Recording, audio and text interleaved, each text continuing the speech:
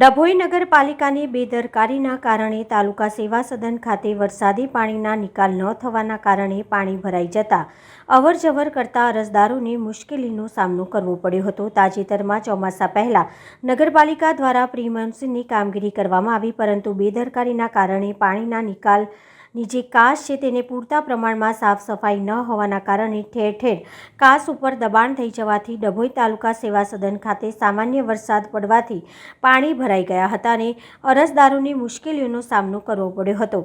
અરજદારોને પગપાળા તેમજ વાહન લઈને અવરજવર કરવામાં પાણી ભરાઈ જવાના કારણે મુશ્કેલી વેઠવી પડી હતી। વહેલી તકે પાણીનો નિકાલ થાય તેવી લોક માંગ ઉઠવા પામી હતી। છેલ્લા 30 કલાકમાં 2 ઇંચ જેટલો વરસાદ વરસ્યો છે, જેમાં જ આ પરિસ્થિતિ થાય તો વધુ વરસાદ થશે તો શું થશે? ડભોઈ નગરપાલિકા પાણીનો કોઈ નિકાલ ન હોય, જેને લઈને સોસાયટી વિસ્તારના લોકોને પરેશાનીનો સામનો કરવો પડી રહ્યો છે।